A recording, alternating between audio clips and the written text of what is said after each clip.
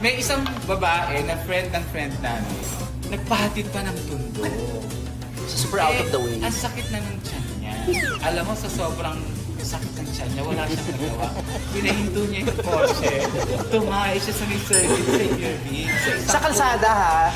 Sa kalsada sa St. Irving. Oh, yes, May yes. puno, pumunta nga ako sa puno, tapos binaba ko yung panty ko, tapos tumae. Tapos kwento mo yung sumunod.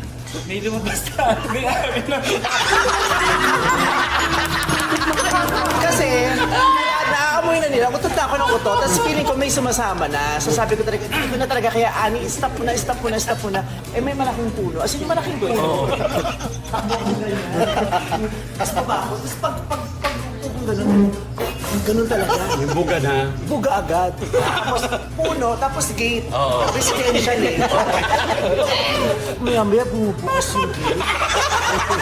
Lalabas yung may-ari. Oh my Pag God! ganun ko talaga, nagkatingin naman ko ng may-ari. Sabi ko talaga, Ako, kala niya adik ka. yung may-ari, sinara niya yung gate. Buti na lang. Pero sabi ko, natandaan kaya ako nung ari. Sino makapangyarihan? Tao o tae? Tae. Umalis na may-ari. Tae. Napatras yung tao.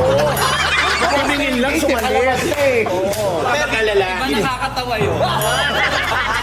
Tapos, di ba pag ano, yung may pantakip sa kotse, pag maaraw, yung kulay, yung foil. Silver, oh. Kinuha ko yun ang pinantakip ko dun sa tari. Pero yung tagkatinginan talaga kami ng may-ari.